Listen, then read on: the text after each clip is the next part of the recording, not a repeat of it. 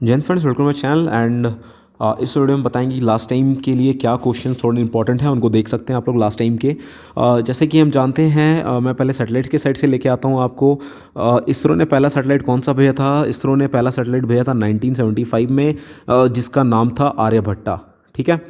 तो इसमें क्वेश्चन आपके कैसे बनते हैं वो भी थोड़ा सा बताता हूँ मैं लास्ट टाइम के लिए। जिसको देखना है वो देख सकते हैं, जिसके पास जो भी टाइम्स हो। तो इसमें क्वेश्चन ऐसे आते हैं कि जो लेटेस्ट सैटेलाइट सेंड किया गया था उस सैटेलाइट का नाम क्या था? हमारा मार्स में जो मिशन किया था हमने उस मिशन का नाम क्या था? जो सैटेलाइट की थी सैटेलाइट का नाम क्या है? जो PSLV होती हैं सैटेलाइट लॉन्चिंग व्हीकल, और PSLV होती है, ठीक है, polar satellite launching vehicle, GSLV क्या होती है, इन सब के ऊपर आपको क्वेश्चंस मिल सकते हैं। ठीक है। तो इनके जो फुल फॉर्म्स है वो एक बार देख लें। और एक चीज़ मैं बताना चाहता हूँ, लास्ट टाइम अगर किसी को अभी भी नोट्स की रिक्वायरमेंट है तो इस नंबर पर कांटेक्ट करें। नोट्स यहाँ पे आपको अवेलेबल हो जाएंगी लास्ट में, बट ये पेड हैं। बट मैं हाँ ये श्योर कह सकता हूँ आपको कि जो नोट्स है इसके अंदर से आपको कल के एग्ज़ाम में 40 क्वेश्चंस के आसपास आपको इसमें कन्फर्म मिलेंगी। ठीक है। तो अगर आप अभी भी चाहते हैं कि आप थोड़ा और कुछ पढ़ सकें तो यहाँ से आपको नोट्स मिल जाएंगी। यहाँ पे मैं 40 क्वेश्चन मिनिमम कह रहा हूँ, मैक्सिमम तो जितना हिट हो जाए उसमें से, बट मिनिमम 40 क्वेश्चंस हैं। ठीक है। तो चलते हैं हमने नेक्स्ट क्वेश्चन की तरफ। अभी लार्जेस्ट लॉन्गेस्ट और टॉलेस्ट से भी क्वेश्चंस आते हैं। जैसे कि एक बार आपने सुना होगा कि क्वेश्चन थे कि बुर्ज खलीफा की हाइट कितनी है। ठीक है। तो अभी जैसे कि आप लोग जानते हैं कि टॉलेस्ट जो स्टैचू है, the tallest statue of India, ठीक है, डेडिकेटेड टू वल्लभ भाई पटेल। ठीक है। तो यहाँ पे लिख देता हूँ मैं द टॉलेस्ट स्टैचू। ठीक है। जो टॉलेस्ट स्टैचू है वल्लभ भाई पटेल की जो स्टैचू बनी हुई है, पहले तो ये कहाँ पे सिचुएटेड है इसके बारे में क्वेश्चन आपसे आ सकते हैं। ठीक है। इसका नाम क्या है? इसको बोलते हैं हम स्टैचू ऑफ यूनिटी। तो स्टैचू ऑफ यूनिटी की हाइट कितनी है? ठीक है। कहाँ पे है ये? तो इसकी हाइट मैं बताता हूँ, 182 मीटर्स है इसकी हाइट। तो जो ऐसे टाइप के क्वेश्चंस हैं, इन टाइप के क्वेश्चंस को आप देख लो एक बार। ठीक है। ये आपको काफ़ी हेल्प करेंगी। ठीक है। सबसे स्मॉलेस्ट स्टेट कौन सा है? ठीक है। उसका स्क्वायर कैसा है? तो मैं बताता हूँ ये क्वेश्चन एक और। जो सबसे स्मॉलेस्ट स्टेट है, स्मॉलेस्ट स्टेट में आती है आपकी गोवा। गोवा का है आपका एरिया 3702 स्क्वायर किलोमीटर। ठीक है। तो इन सारे क्वेश्चंस को आप एक बार देख लो। अगर आपके पास अवेलेबल तो वेल एंड गुड, अगर अवेलेबल नहीं है तो मैंने ऑलरेडी आपको नंबर दे रखे हैं, आप वहाँ पे कांटेक्ट करके नोट्स इजीली अवेल कर सकते हो। और बहुत ज़्यादा ऐसा कुछ नहीं हो नोट्स के अंदर कि आपको बहुत ज़्यादा टाइम कंज्यूम होगा। उसमें सारे वन वन टाइप में चीज़ें एक बार आप पढ़ लोगे तो शायद आपकी काम हो जाए। ठीक है। जैसे कि अभी द लार्जेस्ट मॉस्क कौन सा है, ये भी एक बार क्वेश्चन, शायद इस टाइप के कुछ क्वेश्चन आए हुए हैं। ठीक है। द लार्जेस्ट मॉस्क के बारे में, तो ये कौन सा मॉस्क है? ये हमारा है जामा मस्जिद, जो कि दिल्ली में है। ठीक है। जामा मस्जिद है, ये दिल्ली में सिचुएटेड है। इसके बाद चलते हैं हम आगे। तो ऐसे सारे जो भी क्वेश्चन है लार्जेस्ट लॉन्गेस्ट के ऊपर आप क्वेश्चंस पढ़ लो। ठीक है। इसके बाद अगला हमारा जो सेक्शन है वो है आपके हाईवेज़ के ऊपर। ठीक है।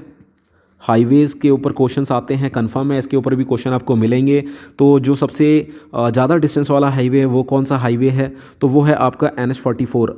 अभी के डेट में करंट है ये NH44, और ये है श्रीनगर से कन्याकुमारी के लिए, श्रीनगर टू कन्याकुमारी।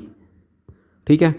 बहुत बार इसको K2 भी बोलते हैं। K2 इसलिए बोला जाता है ये कि कश्मीर से कन्याकुमारी के लिए होता है। ठीक है। K2 के नाम से ही फेमस है। तो हाईवेज़ वगैरह आप देख लो।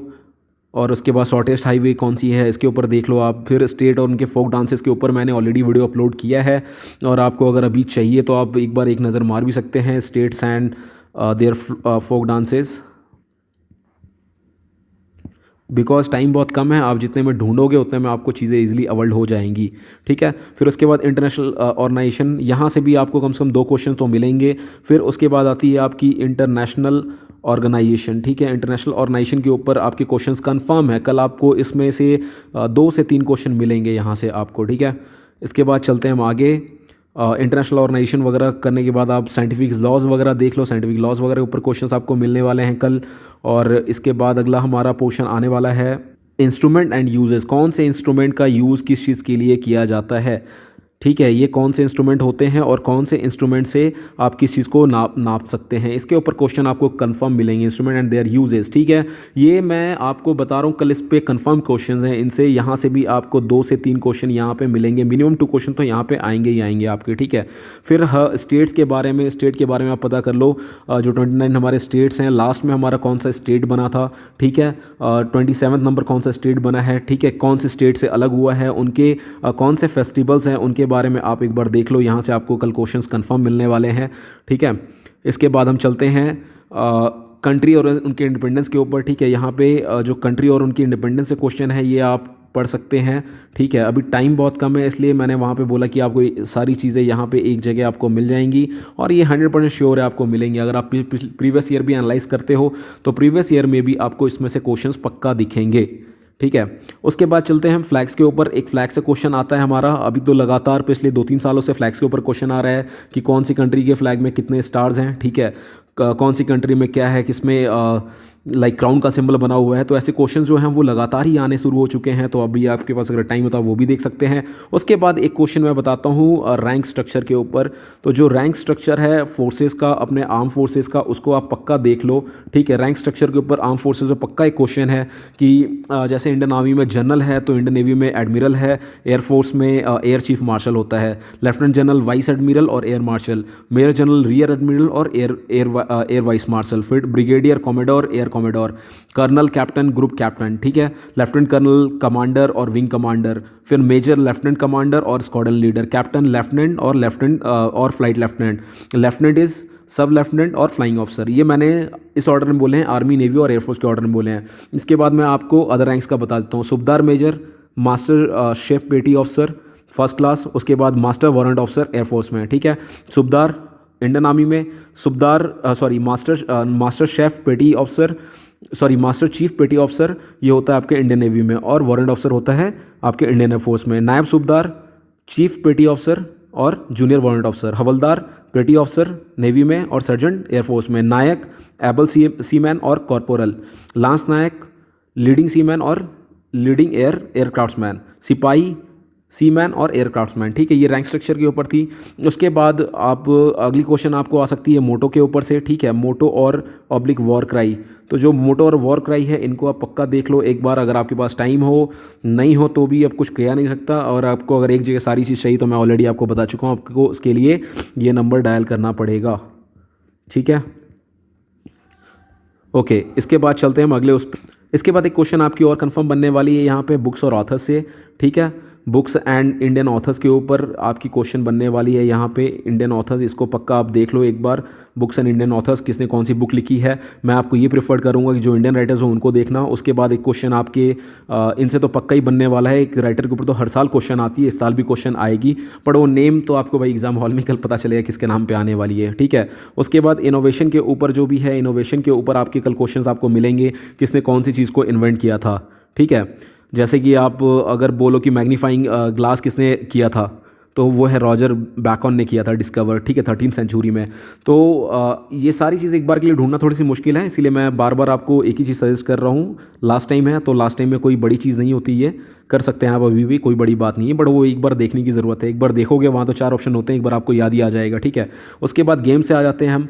गेम्स में एक क्वेश्चन ये है कि कौन से कंट्री का कौन सा नेशनल स्पोर्ट्स होता है। ठीक है, और नेशनल स्पोर्ट्स के साथ साथ गेम से ये भी क्वेश्चन बनता है कि उसमें प्लेयर्स कितने होते हैं। प्लेयर्स के साथ साथ गेम्स में ये क्वेश्चन आपकी आती है कि अगले इवेंट्स कब होने वाले हैं आपके।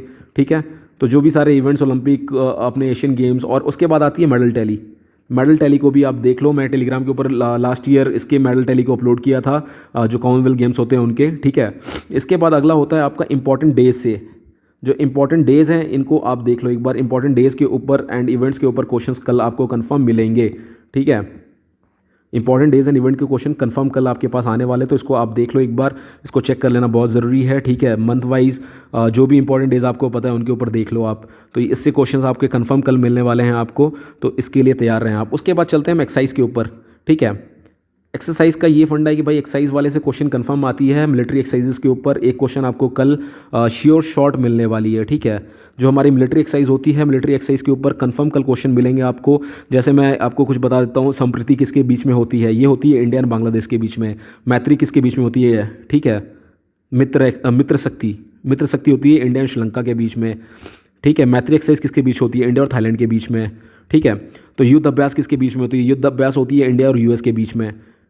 ठीक है, तो ये जो सारे भी इंपॉर्टेंट मिलिट्री एक्सरसाइजेज हैं, मिलिट्री एक्सरसाइज को पक्का देख लो एक बार, इनसे एक क्वेश्चन कंफर्म है, 1 से 3 क्वेश्चन इसमें से आते हैं। उसके बाद जो मिसाइल्स वगैरह हम लॉन्च करते हैं, ठीक है, मिसाइल्स वगैरह जो लॉन्चिंग है उसके ऊपर भी क्वेश्चन कंफर्म मिलेंगे आपको। कौन सी बैलिस्टिक मिसाइल है, कौन सी क्रूज मिसाइल है, ठीक है, अग्नि मिसाइल क्या है, इन सब के ऊपर क्वेश्चन आपको पक्का कल मिलने वाले हैं। उसके बाद इंडियन बैटल्स के ऊपर भी आपको क्वेश्चंस मिलेंगे, जो इंडियन बैटल्स है, हल्दी घाटी का युद्ध, प्लासी का युद्ध, ठीक है, आपके जो फर्स्ट वर्ल्ड वॉर हुए थे वो किसके किसके बीच में हुए थे, कौन कौन सी कंट्रीज़ थी, उसमें कौन से वेपन इस्तेमाल किए गए थे, जो 6 तारीख को बम गिरा था उसका नाम क्या था, फैटमैन था या लिटिल बॉय था। ठीक है, तो इसके ऊपर क्वेश्चंस आपके कंफर्म आएंगे, ये क्वेश्चंस आप पक्का देख लेना बैटल्स के ऊपर। ठीक है, उसके बाद पानीपत के युद्ध वगैरह इन सबको पक्का देख लो आप। ठीक है, उसके बाद इंटरनेशनल बाउंड्रीज़ के ऊपर देख लो आप क्वेश्चन, इंटरनेशनल बाउंड्रीज इंडिया किस किस के साथ शेयर करती है, और कौन सी ऐसा अपना स्टेट है जो सबसे ज़्यादा इंटरनेशनल बाउंड्री शेयर करती है, या कौन सी ऐसी कंट्री है जो हमारे साथ सबसे ज़्यादा हमारे स्टेट्स को टच करती है। ठीक है, तो इसके ऊपर क्वेश्चन आपको एक कंफर्म कल मिलने वाले हैं, और ये सारी जो चीज़ें हैं इनको एक बार आप ध्यान से देखते चलोगे तो चीज़ें आपकी क्लियर होती चली जाएंगी। ठीक है, और जैसे कि अभी वर्ल्ड के हिसाब से चलते हैं तो जो टॉलेस्ट एनिमल कौन सा है, और एक चीज़ कंट्रीज़ के जो ये हैं आपके एनिमल्स हैं उनके ऊपर आपके क्वेश्चंस पक्का बनेंगे, एनिमल्स ऑफ कंट्री। ठीक है, तो कौन सा राष्ट्रीय उनका है, नेशनल बर्ड या नेशनल एनिमल जो भी है, इन सारी चीज़ों को आप एक बार देख लो अच्छे से, इनके ऊपर पक्का क्वेश्चन बनते ही बनते हैं। ठीक है, तो ये सारी जो चीज़ें हैं इनको एक बार आप देखो। और मैं एक चीज़ बताना भूल गया आपको, गेम्स जो होने वाले हैं ना, जैसे एशियन गेम्स हैं या यूथ ओलंपिक है या जो भी गेम्स हैं, उनका सिंबल क्या है। ठीक है, और उसके बाद जो इंपॉर्टेंट डेट्स होते हैं, जैसे मान लो आपका वर्ल्ड इन्वायरमेंटल डे था तो उसका क्या इस बार का मैसेज था या क्या सिंबल था। ठीक है, वर्ल्ड इन्वायरमेंटल डे, तो इसका जो क्या मैसेज था और क्या सिंबल था, इनके ऊपर भी आप एक बार चेक कर लो, ये आपको कल वहाँ हेल्प करेंगे। और मैं फाइनली आपको फिर से बोलना चाहता हूँ, अगर किसी को ये सारी चीज़ें एक जगह चाहिए नोट्स के तौर पे लास्ट टाइम टचअप के लिए, तो वो इस नंबर पर कांटेक्ट कर सकता है। यहाँ आपको श्योर नोट्स, और मेरी ये गारंटी कि आपको कल यहाँ से कम 30 से 40 क्वेश्चन मिलेंगे, यहाँ से 30 to 40 क्वेश्चन मैं कंफर्म बोल रहा हूँ यहाँ से आपको कल मिलने वाले हैं। ठीक है, तो अगर आपको ये मेरा वीडियो अच्छा लगा हो तो please do like subscribe my channel and thanks for watching my video. और एक चीज़ भाइयों यार, प्लीज़ लाइक बटन दबा दियो यार, लाइक बटन नहीं दबाते आप लोग यार। ठीक है, चलिए फिर, जय हिंद, ऑल द बेस्ट कल के एग्ज़ाम के लिए। और जो भी रहे फीडबैक पक्का आप मेरे कमेंट सेक्शन में आके मेरे को कमेंट करिए। Thanks for watching my video, जय हिंद।